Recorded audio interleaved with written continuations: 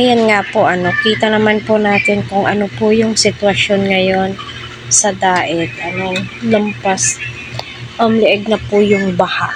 Kita naman po natin yung mga post ng Team EDSI supporters, doon nga po sa kanilang mga Facebook page, So, marami nga po ang nag-alala kung ano nga ba yung sitwasyon ng mga key angels ni Kalinga Prab. So, ayun, to the rescue nga po itong si Kuya Val Santos Matubang. At ayun, may natuklasan po siya at kitang-kita po natin mismo kung ano po yung sitwasyon talaga nila Beyonce. So, panoorin po natin yung mga live ni Kuya Val para palagi po tayong updated ni Kalinga Prab, Ate Edna at ang buong team. Please, wag po natin skip ang kanilang ads para sa ganun nga po ay marami pa po ang kababayan po natin ang kanilang malingap and syempre ang kanilang matulungan. Ipagdasal po natin ang safety ng buong Team Kalingap, lalong-lalo ng ngayon na tad-tad po yung pamimigay po nila ng mga food packs pagpupunta po nila sa mga bahay-bahay ng mga key angels ni Kalingap Prab, especially ni Kuya Paul Santos Matubang at ang kanyang grupo po.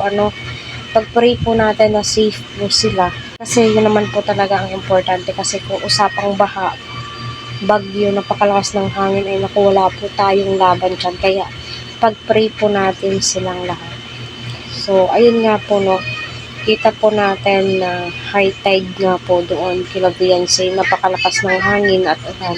Kaya uradang-urada si Kuya Val Santos Matubang na ilipat pansamantala sa lighthouse ang pamilya ni Beyonce dahil nga po tumataas na po yung tubig, syempre may bibi po sila, so kailangan po talaga na mailikas po para masiguradong safety po ang pamilya ni Beyonce. So maraming salamat kay Kuya Val Santos Matubang sa walang sawang paggabay at pagsuporta nga po sa kay Angels ni Kalinga Prab.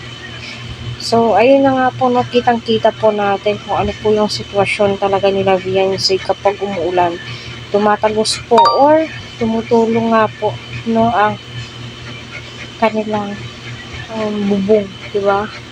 So, napakadelikado po kapag lumakas po yung hangin kasi baka, wag naman po sana, buti na lamang po may isang Kuya Val Santos na Matubang na agarang rescue, kasi as of now, kita po natin kung ano po yung kalagayan ng Bicol ngayon, diba? Kita po natin, grabe, nakakaawa po yung mga tao. Basta baha na po talaga, wala po tayong kalaban-laban dyan. Kaya ipag-pray po natin yung mga kababayan po natin na dumaranas ng napakalakas ng ulan, hangin, and syempre baka na safe po lahat, diba?